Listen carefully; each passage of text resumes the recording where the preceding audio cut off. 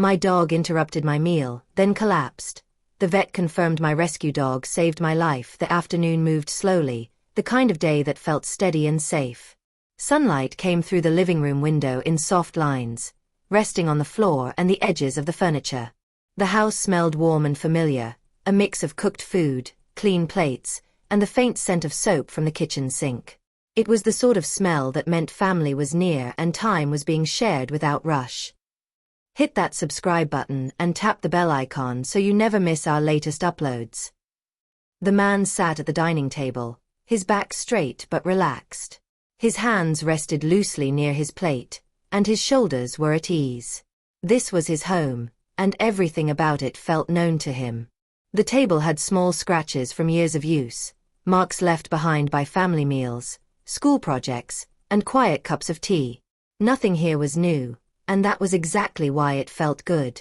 Around him were people he had known for a long time. Some were talking softly, others were smiling, and a few were busy passing dishes from one side of the table to the other. There was no loud laughter, no heavy silence, just the normal sound of a family being together. Plates clinked lightly. A chair shifted. Someone reached for bread. It was simple, calm, and full in a quiet way. He leaned back slightly and took a slow breath. The day had been ordinary, and he liked that. Ordinary days were gifts. They didn't demand much. They didn't surprise you. They simply existed, and you moved through them without fear. He had learned, over the years, to value days like this more than any celebration. His daughter-in-law moved between the kitchen and the table, carrying a serving dish with both hands. The food was still warm, steam rising gently as she set it down. She had cooked carefully, the way she always did, making sure everything was ready at the same time. There was pride in the way she placed the dish in front of him, and care in the way she smiled. She served him first, as she often did. Not because anyone asked her to, but because it felt right to her. She filled his plate with a steady hand, asking softly if it was enough. He nodded and thanked her, his voice calm and grateful. The moment passed quickly, but it carried meaning. Small gestures like that were the language of this house. The food looked good. Simple food, cooked the way families cook for each other. Nothing fancy. Nothing meant to impress. Just meals made to fill the body and comfort the heart. He picked up his fork but didn't rush. There was no hurry here. Time felt wide and open. Near the table, his rescue dog lay on the floor. The dog had been with him for years now, long enough to become part of the house, part of the rhythm of daily life. The dog's body was still, resting on one side, but the eyes were open. Watching. Always watching. The man noticed this, even though he didn't think much of it at first. The dog was calm, not tense, but there was an alertness there. The ears moved slightly at small sounds. The head lifted just a bit when someone walked by. It wasn't unusual exactly, but it was more attention than normal. He had rescued the dog from a shelter long ago. Back then, the dog had been thin, unsure, and quiet. Trust came slowly. Days turned into weeks, and weeks into years. Over time, the dog learned the house, the voices, the smells, and the feeling of safety. In return, the man learned the dog's habits. He knew when the dog was relaxed, when it was playful, and when it was on guard. Today felt different in a small way. Not alarming. Just different enough to notice if you were paying attention. Conversation continued around the table. Someone spoke about work. Someone else talked about a small problem with the car. These were everyday topics, the kind that fill space without needing deep thought. The man listened more than he spoke. He liked listening. It let him stay present without effort. He lifted his fork and took a bite. The food tasted as expected, warm and familiar. He nodded slightly, pleased. He took another bite, chewing slowly. Everything seemed fine. The dog shifted its position, moving closer to his chair. Its body stayed low, but the head angled upward, eyes fixed on him now instead of the room. The man glanced down and gave a small smile. He reached out with his foot and gently touched the dog's side. The dog did not move away. He thought about how quiet the moment was. Not silent, but peaceful. There was no tension in the air. No raised voices. No signs of trouble. The walls held years of similar meals, and nothing bad had ever come from them. It felt safe to assume today would be the same. The daughter-in-law returned to her seat, finally sitting down to eat herself. She adjusted her plate and smoothed her hair back with one hand. She looked tired but content. Cooking for family did that to her. It took energy, but it also gave something back. The man took another bite. His chest felt normal. His breathing was steady. He rested his other hand on the table, fingers relaxed. He felt grounded, supported by the chair beneath him and the people around him. The dog suddenly lifted its head higher. Not in panic. Not in fear. Just a sharp change, like something had caught its full attention. The ears stood forward. The eyes widened slightly. The body stiffened for a moment. The man noticed this more clearly now. He paused with his fork halfway to his mouth. His eyes moved from the dog back to the table, then back to the dog again. He felt no pain, no fear, no warning inside himself. But the dog was focused in a way he had not seen during meals before. Someone laughed at a comment across the table. The sound was light and brief. The dog did not react to the laugh. Its focus stayed on the man. He lowered his fork and rested it on the plate. He wasn't sure why he did that. Maybe it was instinct. Maybe it was just curiosity. He looked down again, meeting the dog's eyes. There was something serious there, something steady and firm. The dog moved closer, pressing its body lightly against his leg. The contact was gentle but intentional. The man felt the warmth through his clothing. He frowned slightly, not in worry, but in confusion. The house remained the same. The room looked the same. The voices continued. Nothing else had changed. And yet, the dog's behavior suggested something unseen. He took a slow breath, the kind you take without thinking. He felt fine. Truly fine. No dizziness. No pain. No sign that anything was wrong. If someone had asked him how he felt, he would have said he felt normal. The dog's tail did not wag. It stayed still. The dog's eyes never left him. The man reached down with his hand this time, gently touching the dog's head. The fur was soft and familiar under his fingers. The dog leaned into the touch but did not relax. He looked back up at the table. His daughter-in-law was talking now, explaining something small and unimportant. She looked happy, unaware. Everyone looked unaware. And why wouldn't they be? Nothing had happened. He felt a small, strange pause inside himself. Not pain. Not fear. Just a hesitation, like a thought that didn't fully form. He swallowed and took another breath. The dog let out a soft sound, barely louder than a breath. It wasn't a bark. It wasn't a whine. Just a low noise, meant only for him. His hand rested on the table again. His fingers curled slightly, then relaxed. He told himself he was overthinking things. Dogs notice strange things all the time. Sounds outside. Smells people couldn't sense. This was probably nothing. Still, he didn't pick up his fork again. The room felt just a little quieter to him now, even though the noise hadn't changed. His attention narrowed, focusing inward and downward. The dog pressed closer. The man shifted in his chair, adjusting his position. The movement felt normal. The chair did not wobble. The floor felt solid under his feet. Across from him, someone reached for a glass of water. The sound of the glass sliding across the table felt louder than before. Or maybe he was just listening more closely now. The dog's breathing was steady but deep. The body was tense in a controlled way, like it was ready to act if needed. The man tried to smile, to reassure himself more than anyone else. He had lived a long life. He knew his body. He knew his limits. He felt no warning signs. And yet, something inside him had slowed. He placed his palm flat on the table and felt the smooth surface beneath his skin. He focused on that feeling, grounding himself in the moment. The dog did not move away. Outside, a bird passed the window. A car drove by in the distance.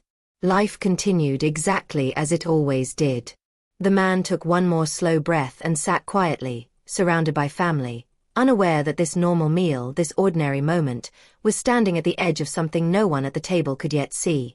The man lifted his fork again, slowly this time, as if the motion itself needed care. The food was still warm, still untouched since he had paused. He didn't feel unwell. There was no sharp warning in his body, no clear signal telling him to stop. To him, this was still just a family meal. But the moment the fork rose, the dog reacted. The dog pushed itself up from the floor, rising quickly but not violently. Its nails clicked softly against the tiles as it stepped closer to the table. The calm stillness from before was gone.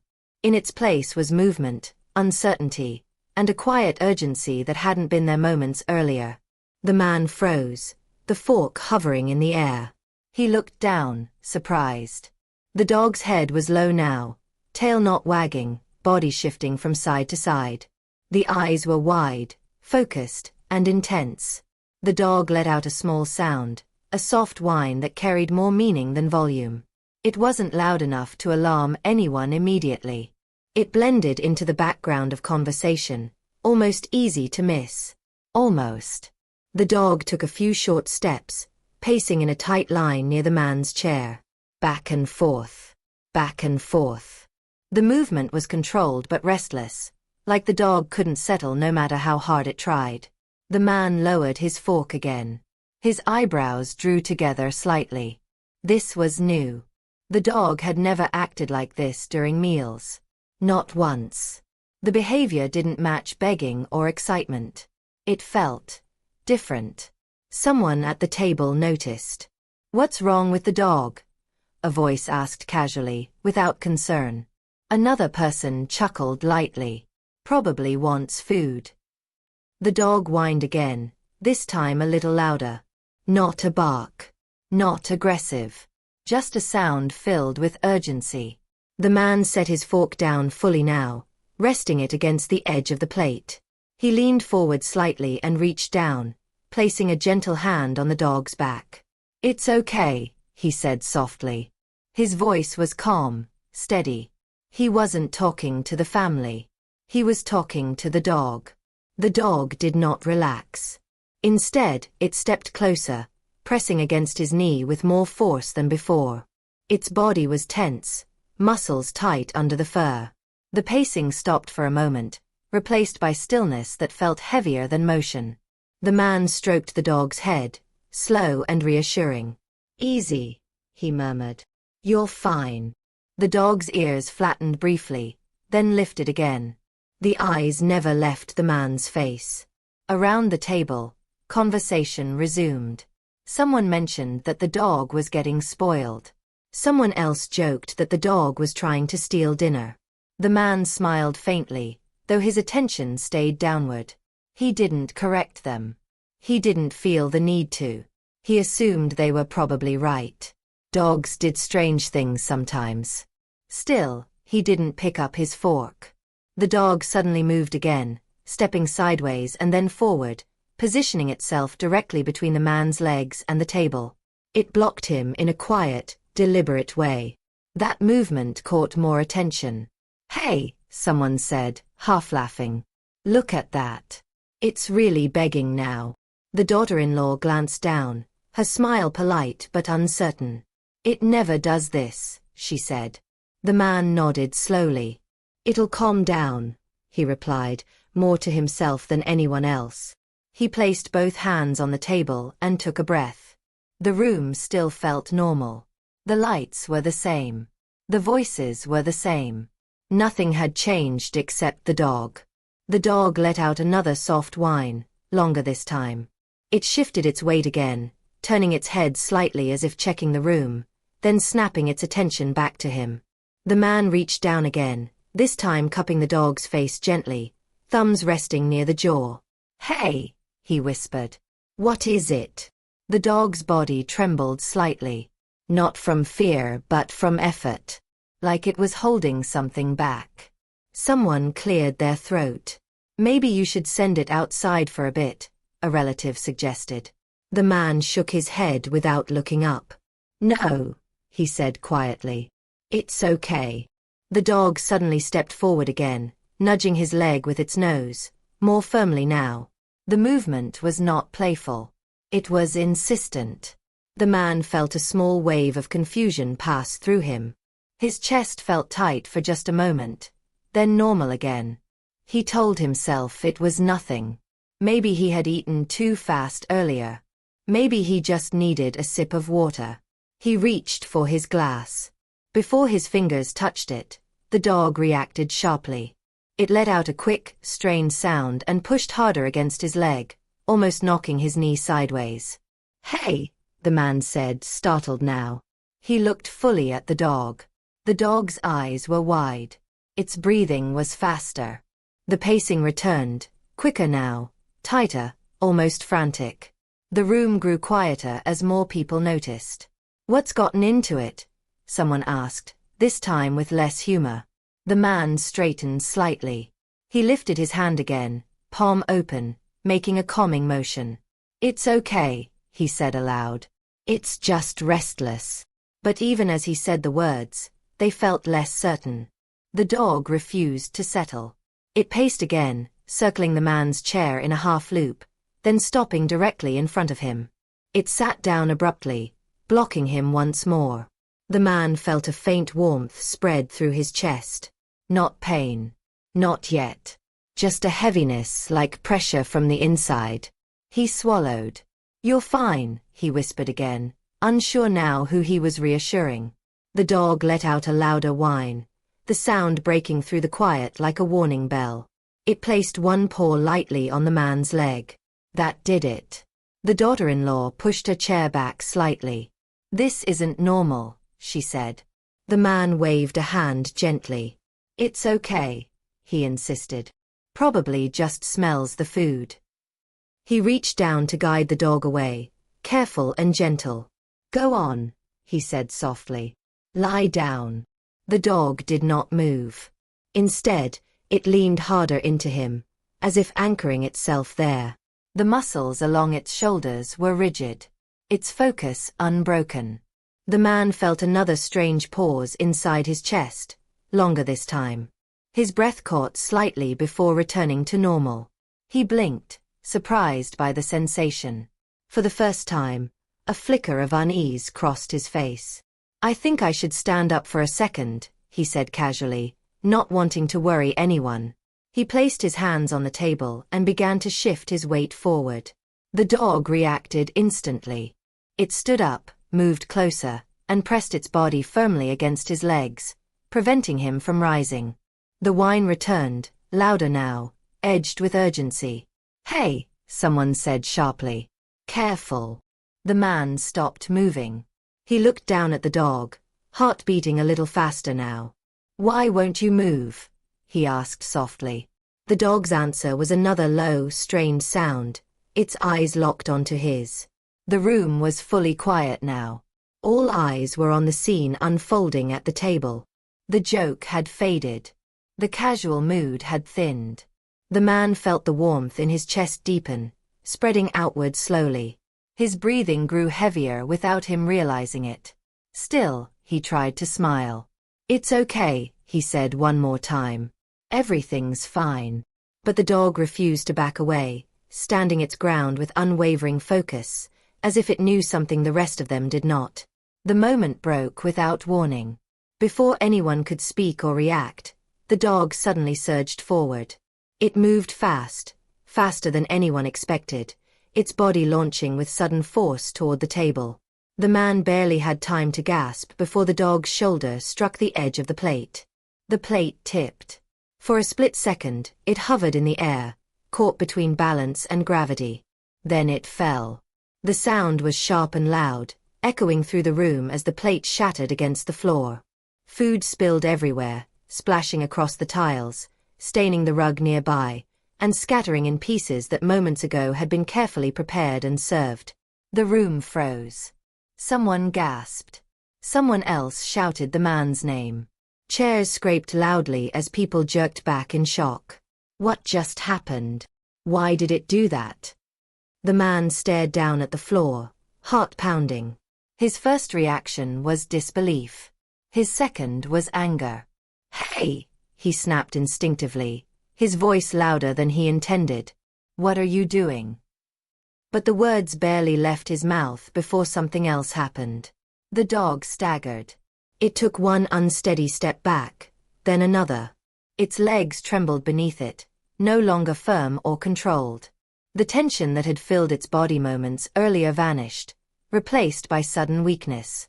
Then the dog collapsed. Its body hit the floor hard, landing on its side among the scattered food. Its chest moved rapidly, shallow breaths coming too fast and too uneven. A strange sound escaped its throat, rough and broken. For half a second, no one moved. Then the room exploded into panic. "Oh my God! The dog! Is it choking?" Chairs slammed backward as family members rushed toward the floor. The daughter-in-law dropped to her knees instantly, her hands shaking as she reached for the dog. Someone else grabbed a towel. Another voice shouted to clear space. The man stayed seated for a heartbeat too long, frozen in shock. "What's wrong with it?" he demanded, his anger dissolving into confusion. His eyes darted between the mess on the floor and the dog's struggling body. The dog's breathing sounded wrong. Too fast. Too strained. Its chest rose and fell unevenly, each breath seeming like effort rather than instinct. Its eyes were open but unfocused, blinking slowly. The man pushed his chair back and stood up abruptly. The movement made his head spin slightly, but he ignored it. His focus locked onto the dog. "Move," he said sharply, dropping to his knees beside it. He reached out, his hands hovering for a second before touching the dog's side. The fur felt warmer than usual. The body trembled under his palm. "What happened?" he asked again, his voice cracking now. "What did you eat?" The dog let out another strange sound, weaker this time. Someone grabbed a phone. "I'm calling the vet," another voice shouted. "Should we take it outside? Give it air." The room was loud now, filled with overlapping voices, frantic movement, and fear. The calm from moments earlier was gone completely, replaced by chaos. The man felt his chest tighten suddenly, a sharp squeeze that made him inhale too quickly. He barely noticed it. "Focus," he told himself. "Focus on the dog." He gently lifted the dog's head, trying to keep its airway clear, the way he had once been shown years ago. His hands were steady through force of will alone. "Stay with me," he whispered, leaning close. "You hear me? Stay with me." The dog's eyes shifted slightly, meeting his for a brief moment. There was something there. Something knowing. Something calm beneath the struggle. The daughter-in-law pressed the towel against the dog's chest, tears already streaming down her face. "It was fine," she kept saying. "It was just lying there. It was fine." The man swallowed hard. Guilt slammed into him without warning. "I shouldn't have yelled," he said quietly, though no one was listening. The dog's breathing grew more labored. Its mouth opened slightly, tongue visible, dry. Each breath sounded like it took effort, like climbing uphill. Someone shouted that the car was ready. Someone else said they should wait for instructions. The man felt a wave of dizziness wash over him now, stronger than before. He blinked hard, pushing it away. "Not now," he muttered. His emotions collided inside him all at once. Confusion over what had just happened. Anger at the sudden destruction, at the shock. Fear for the dog lying helpless in front of him. And beneath it all, something deeper, heavier, harder to name. His hands trembled as he stroked the dog's head. "You were trying to tell me something," he whispered, the realization forming slowly, painfully. The dog twitched slightly at his touch. The floor was a mess. Food everywhere. Broken plate pieces scattered like sharp reminders of how quickly everything had changed. No one cared about the mess now. Not one person mentioned it. "Come on," someone urged. "We have to move." The man nodded, though his body felt strangely heavy. He tried to stand but had to brace himself on the table for support. The pressure in his chest returned, stronger now, spreading outward. He ignored it again. The dog was lifted carefully, wrapped in the towel, its breathing still uneven. The man stayed close, one hand never leaving its body. "I'm right here," he kept saying.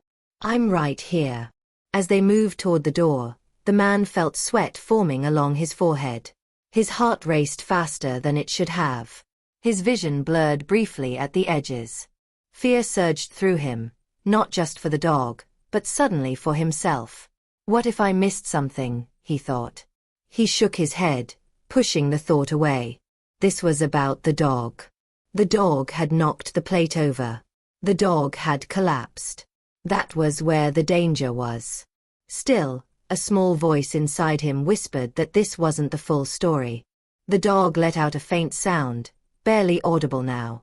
The man's throat tightened. "Hold on," he begged softly. "Please." Outside, the light looked too bright.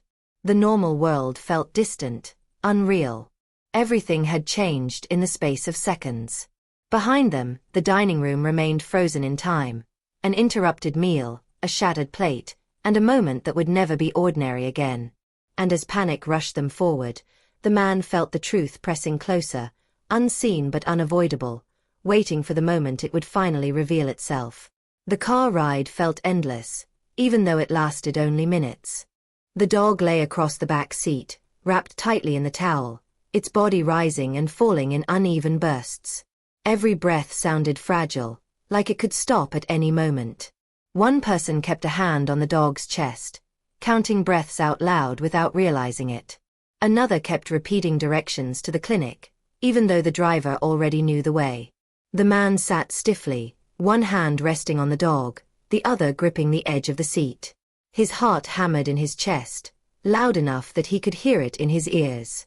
The earlier anger had vanished completely. In its place was guilt, sharp and heavy. "I should have listened," he said quietly, staring at the dog's face. "I should have known something was wrong." No one answered him. There was nothing to say. The clinic's lights came into view, glowing too bright against the darkening sky. The car pulled in fast, tires crunching against gravel. Doors opened before the engine fully stopped. "Help!" someone shouted as they rushed inside. The smell of clean floors and medicine hit them immediately.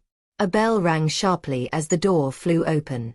The front desk barely had time to look up before the dog was carried in.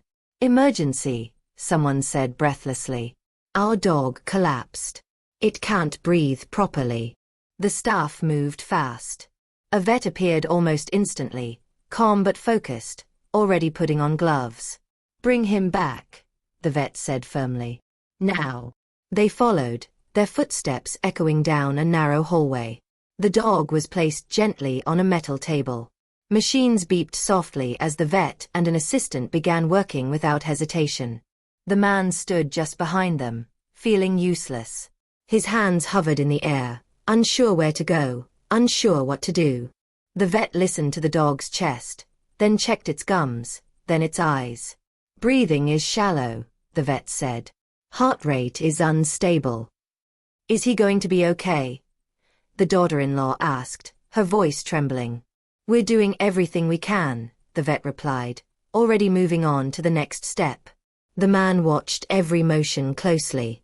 Tubes. Gauze. Gentle pressure. The room felt smaller with each passing second. His thoughts raced backward, replaying the meal in his mind. The pacing. The whining. The way the dog had blocked him from standing. The plate falling. The look in the dog's eyes. "He was trying to stop me," the thought surfaced again, stronger now. The guilt tightened in his chest. "I thought it was misbehaving," he whispered to no one in particular. "I thought it was begging." The vet glanced up briefly, catching the words. Begging, the vet repeated. Yes, the man said quickly. At the table. During the meal. The vet paused for just a moment longer this time. What kind of meal? The vet asked. The question felt odd. Just normal food, the man answered. Home cooked. The vet nodded slowly but didn't move on right away. Did the dog eat any of it? No, the man said. Not a bite. The vet exchanged a brief look with the assistant. It was quick, almost unnoticeable, but the man caught it. What? He asked. Is that important? It can be, the vet said carefully. When did the symptoms start? The man hesitated.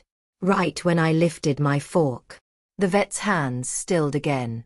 You didn't feel unwell before that? The vet asked. The question landed strangely. I felt fine, the man said slowly. Why? The vet continued working, adjusting a monitor, but the tone had changed. Did anything unusual happen to the food before it was served? The daughter-in-law frowned. No, she said. I cooked it myself. Like always.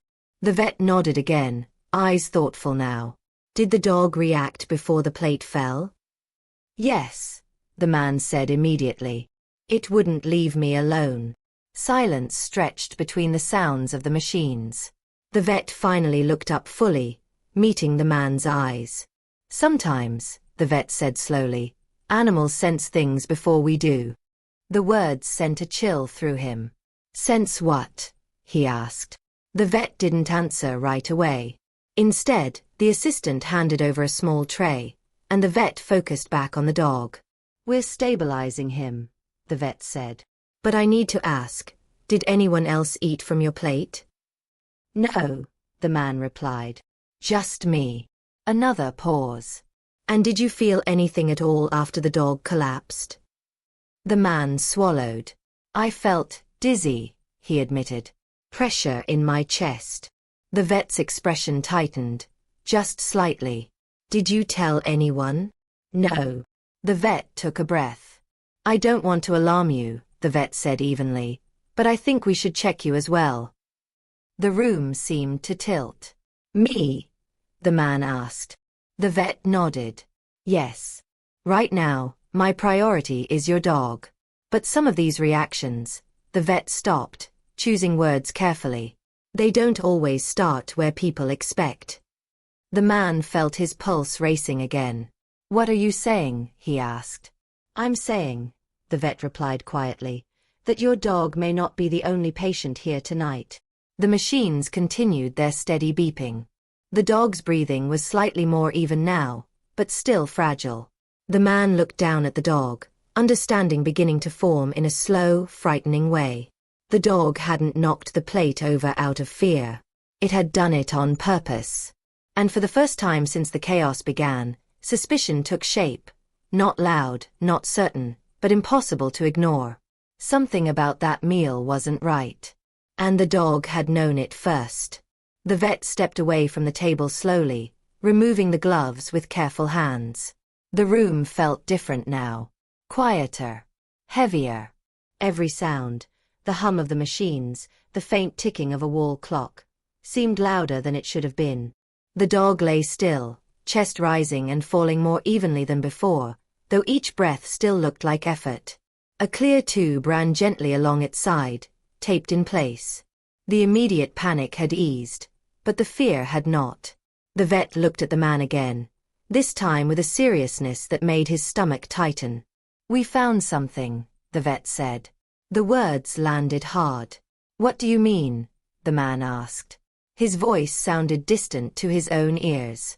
The vet glanced at the assistant, then back at the family. When the plate broke, the vet said slowly, the dog came into contact with the food. Not much. But enough. The man's heart began to pound. Enough for what? He asked. The vet folded their hands together. Enough to ingest something that should never have been in a meal. No one spoke. The daughter-in-law's face drained of color. I cooked everything myself, she said quickly. I didn't add anything strange. I swear. I know, the vet said gently. This doesn't appear to be an accident in the kitchen. The room seemed to close in. What did the dog ingest? The man asked. The vet shook their head slightly. I'm not going to name it right now, they said. What matters is that it's toxic. Even in small amounts. The man felt cold spread through his arms. Toxic, he repeated. Yes, the vet said. We ran a quick test from the sample we collected. The results were clear. The assistant handed over a small sheet of paper. The vet glanced at it once more, then placed it face down on the counter. This substance doesn't belong in food, the vet continued. Not for animals. Not for people. A sharp silence followed. The man's thoughts raced. The pacing dog. The refusal to leave. The way it blocked him. The way it knocked the plate away. The dog hadn't been confused. It had been desperate. The vet looked directly at him now. I need to ask you something very important, they said. The man nodded, his throat tight. Did anyone else eat from that plate? The question echoed in the room. No, he said slowly. Just me. The vet held his gaze. Did anyone else eat the same food? Yes, the daughter-in-law said. Everyone else. From the same dishes. The vet's brow furrowed. And no one else has felt unwell? Everyone shook their heads. The vet exhaled quietly. That tells us something. What? The man asked. The vet chose the words carefully. Whatever was present was likely concentrated in that serving. The meaning hit him like a wave.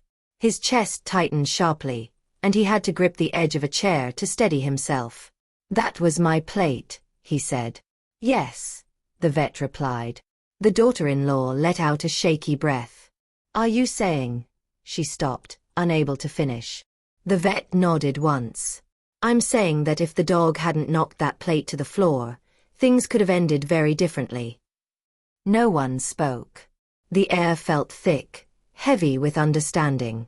The man stared at the floor, at nothing and everything all at once. His anger from earlier returned, twisted now into something darker.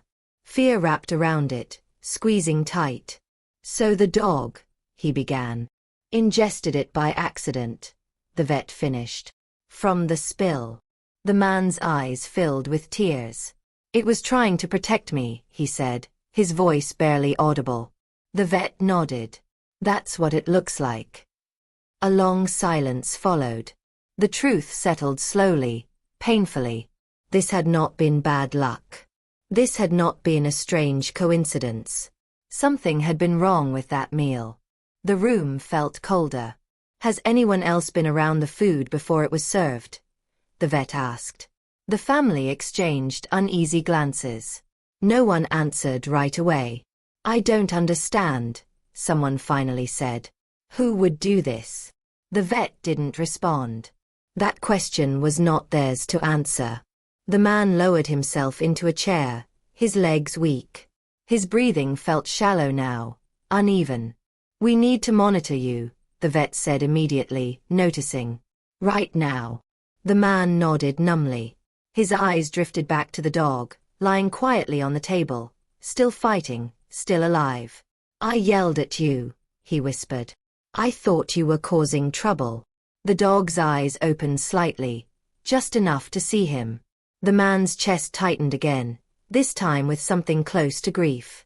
The room remained silent as the truth fully settled in. The food hadn't just been contaminated. It had been dangerous. And the only reason the man was still sitting there, breathing, was because a rescue dog had refused to let him eat. The vet returned after several long minutes, holding a chart close to their chest. The expression on their face had changed again. It was no longer urgent in the way it had been earlier. Now it was serious, careful, and heavy with meaning. The family looked up at the same time. The man felt his stomach tighten before a single word was spoken. We ran additional checks, the vet said calmly. Based on the amount detected, if that food had been consumed fully, The vet paused, choosing the words. The outcome could have been fatal. The room went completely still. The words did not feel real at first. They hung in the air, distant and slow, as if they belonged to another story. The man blinked, trying to process them. Fatal, he repeated quietly. The vet nodded once. Yes. No one spoke. No one moved. The man felt a strange rush of heat spread through his body, followed by cold. His hands began to shake, and he clasped them together tightly, pressing them between his knees. So if I had eaten, his voice trailed off.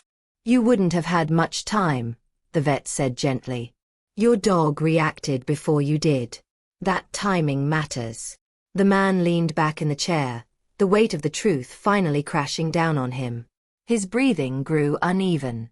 He stared at the wall, then at the floor, then back at the dog.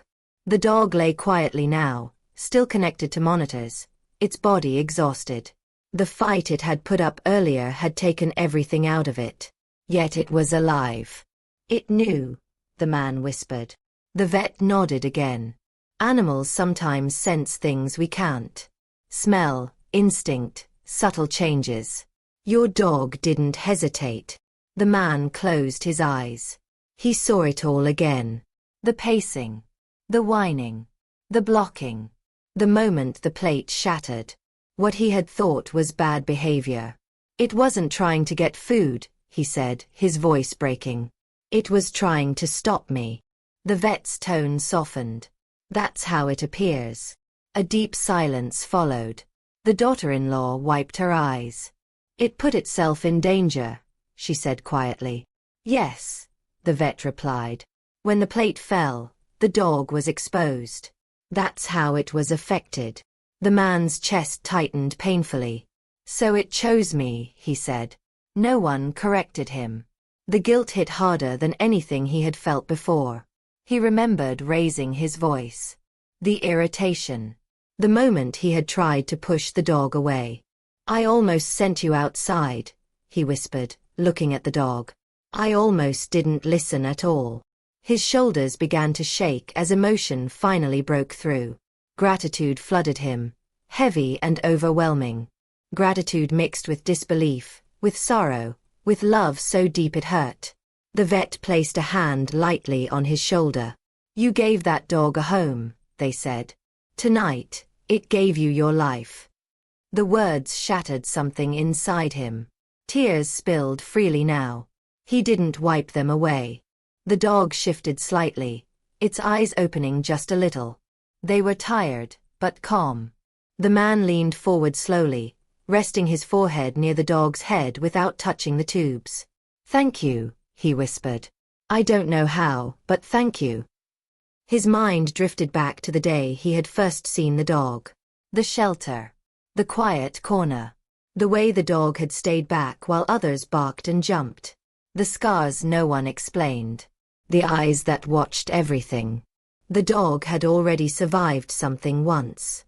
Maybe that was why it knew. All this time, the man thought. You weren't just rescued. The meaning settled deeply in his chest. The dog hadn't just found safety in his home. It had found a purpose. And in one instinctive moment, without fear or hesitation, it had returned everything it had been given, and more. The room stayed quiet as that truth settled over everyone. A life had almost been lost. A life had been saved. And the bond between a man and his rescue dog would never be the same again. The next few days passed slowly, measured not by hours but by small changes. The dog survived. That single fact carried the family through the long nights and quiet mornings that followed.